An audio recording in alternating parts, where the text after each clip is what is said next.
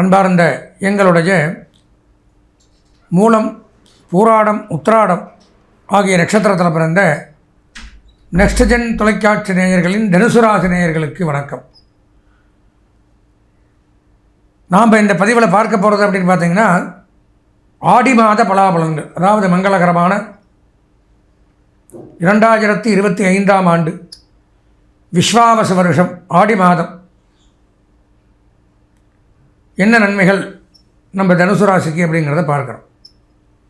தனுசு ராசி அப்படின்னு எடுத்துட்டால் குருவனுடைய ஆதிபத்தியத்தில் வரீங்க, கல்வி கேள்விகளில் சிறந்து விளங்குறீங்க, ஞானம், அறிவு, கல்வி இதெல்லாம் உண்டாகும், சிறப்பு ஏற்படும், பிறருக்கு உதவி செய்யக்கூடியவர்கள். அப்பேற்பட்ட தங்களுக்கு கடந்த 2-3 வருஷமாக பார்த்தீங்கன்னா தொட்டதில் எல்லாம் கஷ்டம், உங்களுடைய புகழ் மறைக்கப்படும். வேலை செய்கிற இடத்துல உங்களை பின்தள்ளிடுவாங்க. எல்லா வேலையும் நீங்கள் தான் செய்வீங்க, இன்னொருத்த செஞ்ச மாதிரி காமிச்சுப்பான். கடுமையாக உழைச்சிருப்பீங்க, ஆனால் அதற்குண்டான பலன் கிடச்சிருக்காது. என்னடா அது சீப்போடா அப்படின்ட்டு ரொம்ப மன ஊண்டிங்க ஆகும். எல்லா இடத்துலையுமே, எல்லா விஷயத்துலையுமே பார்த்தீங்கன்னா அரை மணி நேரம் ஒரு வேலை செஞ்சுருப்பீங்க, ஆனால் 5 நிமிஷம் ஒரே நிமிஷத்தில் சொல்லிட்டு போயிடுவாங்க. அந்த மாதிரிலாம் ரொம்ப உங்களை தாழ்வாக, அதாவது குறைவாக மதிப்பிடக்கூடிய ஒரு நேரம் அப்படின்னு எடுத்துக்கலாம். அப்பேற்பட்ட தங்களுக்கு இந்த ஆடி மாதம்னா ஏதாவது கை கொடுக்குமா, கொஞ்சம் பலம் கிடைக்குமா, இந்த மாதத்தில் நன்மைகள் உண்டாகுமா அப்படிங்கிறது தான் இந்த கிரக நிலவரங்கள்லாம் எங்கெங்கே இருக்குது, எப்படி இருக்குது அப்படிங்கிறத பார்த்து தான் இந்த பதிவை பார்க்குறோம். தனுசு ராசி அப்படின்னு பார்த்தோம்னா, ஆடி மாத பலாபலன்களில் கிரகங்கள் எங்கே இருக்குது? 3ஆம் இடத்துல ராகு இருக்கார், 4ஆம் இடத்துல சனி இருக்கார், 5, 6ல் ஒன்றுமல்ல, 7ல் குரு, புதன், சுக்கிரன் சேர்க்கை, ராசிநாதன் சிறப்பு, 8ஆம் இடத்துல சூரியன், 9ல் கேது, 10ல் செவ்வாய். இந்தந்த இடத்துல என்னென்ன கிரகங்கள் சஞ்சரிக்குது.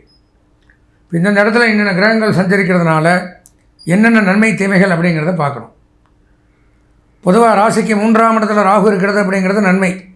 தாயார் வழி சொத்துக்கள் கிடைக்கும், தாயார் வழி சொத்துக்கள் இருந்து வந்த வில்லங்கம், விவகாரங்கள் விலகும், சிறப்பானதொரு நன்மை அப்படிங்கிறது ஏற்படும். பிரிந்தவர்கள் ஒன்று சேருவார்கள், உடன் பிறந்தவர்கள் மூலம் உதவிகள் உண்டாகும், சகோதர சகோதரிகள் மூலம் நன்மை ஏற்படும், கொடுக்கல் வாங்கல் இதிலிருந்து வந்த சிக்கல்கள் விலகும், கடன் தொல்லைகள் நீங்கும், வெளிநாட்டு பிரயாணங்கள் அப்படிங்கிறது நடக்கும், வெளிநாட்டு செய்திகள், தொடர்புகள் நமக்கு கிடைக்கும், அதன் மூலமாக வருமானங்கள் அதிகரிக்கும், நரம்பு சம்பந்தமான நோய் விலகும், இருந்து வந்த பேட் ஹேபிட் அப்படிங்கிறத ஒன்று விட்டுருவீங்க, அந்த மாதிரி அமைப்புங்கிறது ஏற்படும். 4ஆம் இடத்துல சனி, அர்த்தாஷ்டம சனின்னு பேர், அது நன்மை செய்யாது. இடமாற்றம், வேலை மாற்றம், துன்பம், துயரம், அலைச்சல், வேதனை, சங்கடங்கள், மன உளைச்சல், பொருளாதார விரயங்கள், கஷ்ட நஷ்டங்கள், விபத்து, வாகன பழுதுகள், தேவையில்லாத பழிபாவங்கள், நினச்சபடி நினச்ச காரியம் நடக்காது, ஏதோ ஒரு உபத்திரவங்கள், உடலில் காயம், ஊனம் அப்படிங்கிறதெல்லாம் ஏற்படக்கூடிய அமைப்பு உண்டு, ஜாக்கிரதையாக இருக்கணும். 5, 6ல் ஒன்றுமல்ல, 7ஆம் இடத்துல புதன், குரு, சுக்கிரன் சேர்க்கை மிகச்சிறப்பு, காதல் திருமணம் நடக்கக்கூடிய அமைப்பு உண்டு, விரும்பிய வரனை திருமணம் செய்து கொள்ளலாம், திருமண யோகம். ஏன்னா குருவும் சுக்கிரனும் சேர்ந்து இருக்குது. ஏற்கனவே கல்யாணம் ஆகியிருந்தால் தம்பதிகள் அந்யோன்யமாக ஒற்றுமையாக இருக்கலாம், கருத்து வேறுபாடு இருக்காது, மிகச்சிறப்பு. நித்தியப்படி சந்தோஷமாக இருக்கக்கூடிய அமைப்பு, மகிழ்ச்சிகரமாக இருக்கக்கூடிய அமைப்பு, இதெல்லாம் கொடுக்குறார். காதல் திருமணம் நடைபெறும். 7ல் புதன் இருக்கிறதுனால கல்வி கேள்விகளில் சிறந்து விளங்கலாம், ஞானம், அறிவு உண்டாகும், உயர்கல்வித்துறை, பத்திரப்பதிவுத்துறை, வருமான வரித்துறை, வருவாய்த்துறை இதில் பணியாற்றக்கூடியவர்களுக்கு நன்மை, பேராசிரியர்கள், கல்வித்துறையில் பணியாற்றக்கூடியவர்களுக்கும் நன்மை அதிகரிக்குது.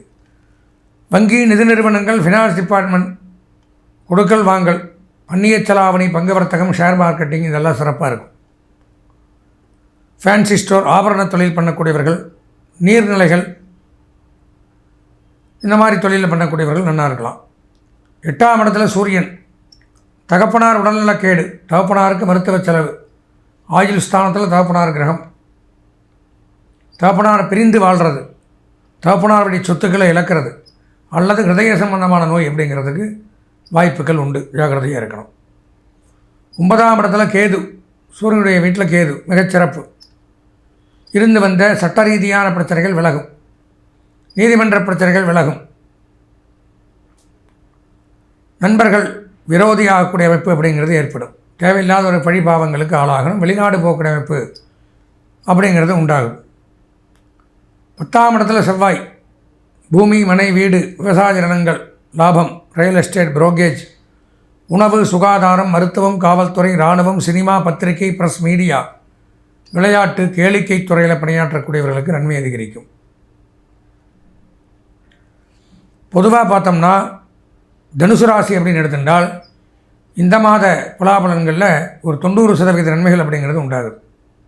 கல்வி பயிலக்கூடிய மாணவர்களுக்கு 95% நன்மைகள், கலைத்துறை, அரசியல்வாதிகள், பெண்கள் இவங்களுக்கு 90% நன்மைகள், சுயதொழில், உத்தியோகம், வியாபாரம், விவசாயம் செய்யக்கூடியவர்களுக்கும் 90% நன்மைகள் உண்டாகுது. இந்த மாதம் முக்கியமான பணிகளை தவிர்க்க வேண்டிய சந்திராஷ்டம தினம் அப்படின்னு பார்த்தீங்கன்னா ஆடி மாதம் 8ஆம் நாள் வியாழக்கிழமை பகல் 12:22 முதல் ஆடி மாதம் 10ஆம் நாள் சனிக்கிழமை மாலை 6:13 வரை இந்த சந்திராஷ்டமம் சஞ்சரிக்கிறது. இந்த நேரத்தில் முக்கியமான பணிகளை தவிர்த்து இறை வழிபாடு மேற்கொள்வது மிகவும் அவசியம். இந்த மாதம் அதிர்ஷ்டமான வண்ணம் நீலம், அனுகூலமான திசை மேற்கு, அதிர்ஷ்டமான எண் 5, வணங்க வேண்டிய தெய்வம் ஆஞ்சநேயர். ஹனுமனை வழிபட்டு இந்த மாதத்தை இனிமையான மாதமாக மாற்றிக்கொள்ள ஆசீர்வதித்து விடைபெறுகிறேன். நன்றி, வணக்கம்.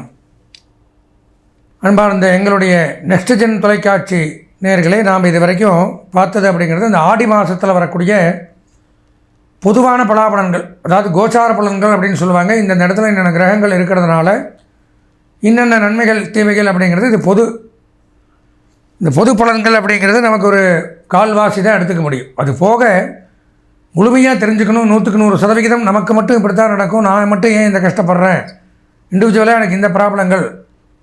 நிறைய பேர் சொல்லுவான், அவனும் மேஷராசி தான், அவன் சிறப்பாக இருக்கான், நான் மேஷராசியில் இருக்கேன், இவ்வளோ கஷ்டப்படுறேன் அப்படிலாம் வருத்தப்படுவார். இப்போ அவங்களுடைய சொந்த ஜாதகத்தில் என்னென்ன கிரகம் ஆட்சி, உச்சம், நீச்சம், பார்வை, அதே மாதிரி தசாபுத்தி பலன்கள், இந்த மாதிரி நிறையா இருக்குது. அதெல்லாம் வச்சு தான் ஒரு துல்லியமான பலனை நம்ம சொல்ல முடியும். அப்போது அந்த சொந்த ஜாதகம் பார்க்கணும் அப்படிங்கிறவங்க சில ஜாதகத்தில் பார்த்தோம்னா இந்த மாதிரி நிறைய தோஷங்கள் இருக்கலாம். அதாவது 9 கிரகங்களில் சாஸ்திரம் என்ன சொல்லுதுன்னா 9 கிரகம் சேர்ந்து 12 கட்டத்தில் அமர்றது ஒரு ஜாதகம். அந்த ஜாதகத்தில் 8 கிரகங்கள் நன்மையை செய்து ஒரு கிரகம் கெட்டது பண்ணாலும் மீதி இருக்கிற 8 நல்லது பண்ணாது. அந்த 8 கிரகமுமே கெட்டு போயிடும். அப்போ அந்த ஒரு கிரகம் ஏதோ ஒரு தோஷம், ஒரு கிரகம் கெட்டதுன்னா தோஷம்னு சொல்கிறோம். ராகு கேது தோஷம், செவ்வாய் தோஷம், பித்ருசாபம், சந்நியாச தோஷம், இந்த மாதிரி காலசர்ப்ப தோஷம் நிறைய இருக்குது. இந்த மாதிரி ஏதோ ஒருத்தர் ஜாதகத்தில் இருந்தாலே மற்ற நல்லது பண்ணக்கூடிய அனைத்து கிரகங்களும் தானாக கெட்டு போயிடுது. ஒரு பானை சோற்றுக்கு ஒரு சோறு பதம்பாங்க. ஒரு சோத்தை சாதத்தை அமைக்கி பார்த்தோம்னா சாதம் வெந்துருச்சு, மீதி பூரா அப்படி தான் இருக்குன்னு கண்டுபிடிச்சிடலாம். அந்த மாதிரி ஒரு கிரகம் அப்படின்னு கெட்டுருச்சுன்னால் மீதி இருக்கிற எல்லா கிரகமும் நல்லது பண்ணாது அப்படிங்கிறத எடுத்துக்கணும். அப்போ என்ன பண்ணணும் அப்படின்னா, நமக்கு என்னென்ன தோஷம் எதாவது இருக்கா, ஏன் தடுமாறுறோம், ஏன் வாழ்க்கையில் முன்னேறவே முடியல, எல்லாம் தான் பண்ணுறோம், எல்லாம் கஷ்டப்பட்டு உழைக்கிறோம், பாடுபடுறோம், ஆனால் முயற்சித்தபடி வாழ்வில் முன்னேற்றம் இல்லை அப்படின்னு நம்ம யோசிக்கும் பொழுது அதுக்கு என்ன பண்ணணும் அப்படின்னா, அது என்ன தோஷம் இருக்குங்கிறது கண்டுபிடிக்கிறதுக்கு தாராளமாக உங்கள் ஜாதகத்தை பார்த்தால் மட்டும்தான் தெரிஞ்சுக்க முடியும். சாதாரணமாக இந்த மாத பலன்கள், வருஷ பலன்கள், பயிற்சி பலன்கள் இதெல்லாம் வச்சு 10ஓட 11 பொதுவாக தான் நம்ம தெரிஞ்சுக்க முடியும். சொந்த ஜாதகம் பார்க்கும் பொழுது மட்டும்தான் நாம் நம்மளுடைய சொந்த ஜாதகத்தின் மூலம் இதில் இந்த தடங்கள் இருக்குது, அப்போது மழை பெய்யுது, ஊரில் இருக்கிறவனுக்கு பூரா காய்ச்சல் வரதில்லையே, 10 பேர் நினைஞ்சானா 2 பேருக்கு தான் சளி காய்ச்சல் வருது, அப்போ அவனுக்கு தான் நோய் எதிர்ப்பு சக்தி இல்லை. இப்போ அந்த மாதிரி எவன் ஜாதகத்தில் மோசமாக இருக்கோ அவன் கஷ்டப்படுறான். இப்போ அதை பார்த்தா தான் தெரியும். அப்போ அதை பார்க்கும் பொழுது பார்த்து அதில் என்ன பரிகாரங்கள் முறையாக பண்ணணுமோ அதை நம்ம பண்ணிட்டால் மட்டும்தான் வாழ்நாள் முழுவதும் இந்த தோஷத்திலிருந்து விடுபட முடியும்.